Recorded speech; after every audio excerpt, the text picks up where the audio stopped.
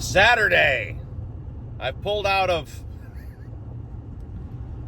left the Benton KOA, had a great morning hanging out with Joe, had a cup of coffee, talked shit for a while. It was great to see him.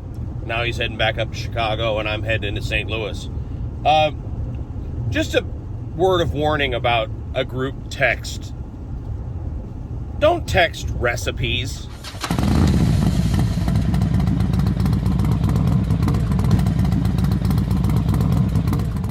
You might be wondering why I would say that. Well, there's a group text of those of us that are wagon training up to Sturgis and pulling train, if you will. And Keith decided to text a recipe to the group for something that he thought Tom should make, the camp chef. So I just spent the last 30 minutes listening to Siri read me a goddamn brownie recipe. It wouldn't stop. Preheat oven to 350 degrees. Add 1.1 cups of... no, stop! Shut up! It was driving me freaking nuts. So, and the reason why it was irritating is it interrupted my listening to a new song that dropped yesterday. So some of you might know this, and I have to plug this. I have to.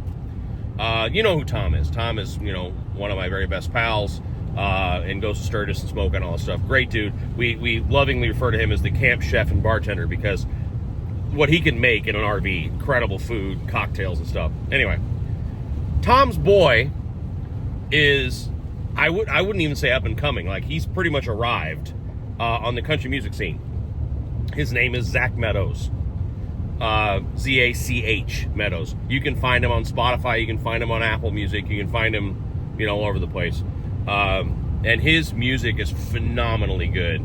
If you like country music, country and Western, both kinds, I would highly recommend listening to the song Highway to Birmingham. It just came out a couple weeks ago, and it's really, legitimately, even though it's my buddy's boy, it's legitimately one of my favorite country songs right now. So check out Highway to Birmingham. I will be in St. Louis in about an hour and a half. It's raining, which is great, especially when you're unloading motorcycles on a wet ramp in an RV. That's going to be good.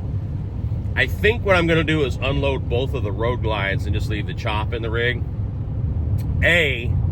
While it runs and rides, I would hate for it to develop a problem when I'm far from camp and don't have time to screw with it. So I think I'm just going to leave her in there for St. Louis. Again, she runs and gets down the road, but it's not like I'm going to go run the alphabet, which is a phrase if you're from St. Louis, running the alphabet means you run, highway A to P to Q to W to, it's a really nice loop that we will be doing. But I would hate for that sucker to decide to die on me on a rural 2-lane highway where there's no shoulder. So I'm going to leave the chop until we've gone through it up in Sturgis and figure out what I've either done wrong or haven't set up right. Again, I still think it's jetting and timing, so we'll get that dialed in. But all right. Oh, it's really raining now. I guess I should put that phone down. The prodigal son returns in my hometown of St. Louis. I cannot explain to you how much I love being home just for a couple days. I know St. Louis has this reputation, and it's earned. But I just love this place, man. There's so much history. It's an old city. Cardinals baseball, the shitty attitude that goes with the city, things like that. There's actually a quote from a famous author that I can't remember who it was, but it says, growing up next to the big muddy river will always affect you. And I think it's a nice way of saying there's all a little bit of asshole in every St. Louisan, but man, what a great town.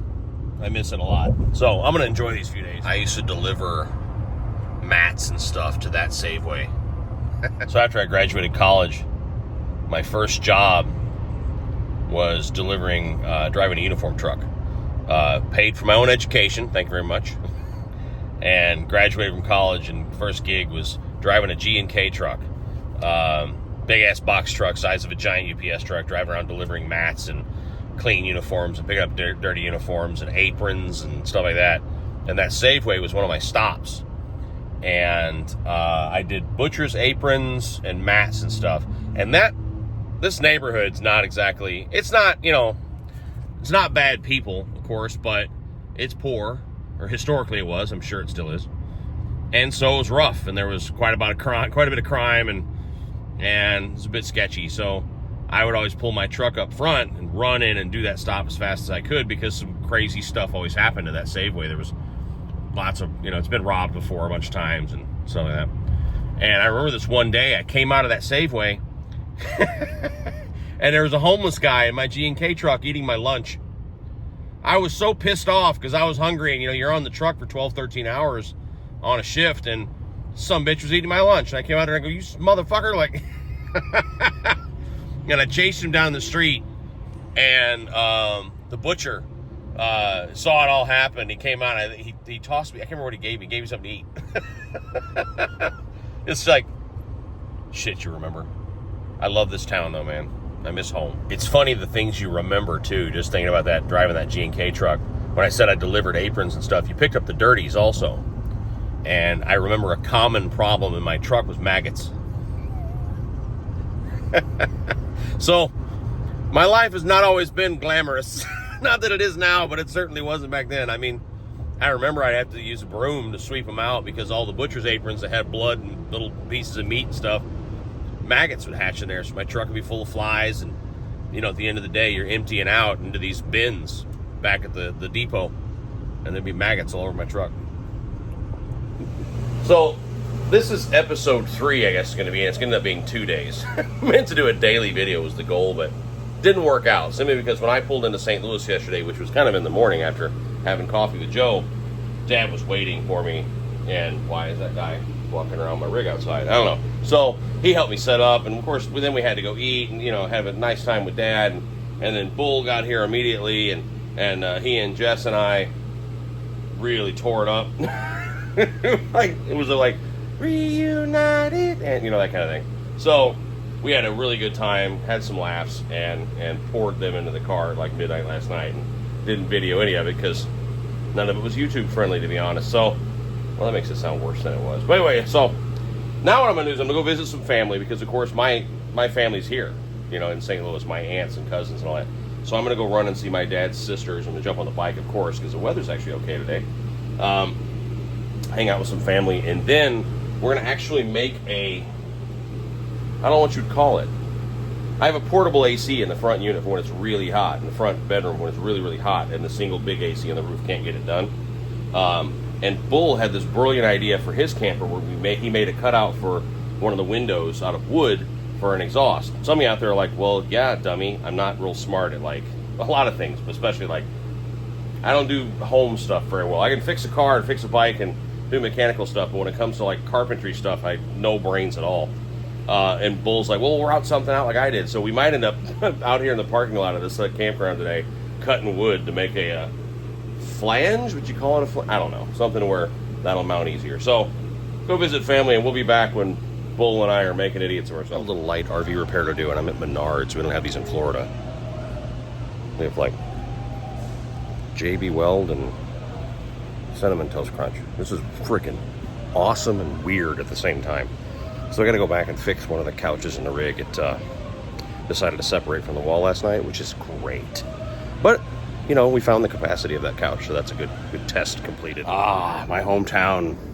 Went to Schlafly Ale House, which is a brewery up here. Had a bunch of beers. And then now we're back at camp, and Tom's going to make Sazeracs, which is bourbon and absinthe.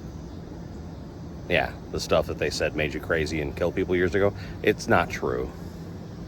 Anyway, so had a great day. Just saw my family, saw my aunts, saw Dad. Old man Monkey is here, obviously. He is going to be heading to St. Louis. No, sorry, he's going to be heading to Florida tomorrow so we can watch the baby. Saw these people here. Hooligans, hoodlums. There's always a boob shake. There's that was a Jessica signature moment. Brought to you by Jessica. All right, so we're going to have more drinks than we should. And then I guess that's it. What are we doing tomorrow? I got to work 9 to 5. Oh. I think we're going to do the loop tomorrow then. What? Del Mar. I think I'll take him to Del Mar tomorrow then. Cool. So you don't need to know that. But we're going to go to Del Mar, which is a part of St. Louis, which is cool, and it has like tattoo shops, and the kids who work there have mohawks, and take them to vintage vinyl and all that sort of fun stuff. So Blueberry Hill. See y'all later.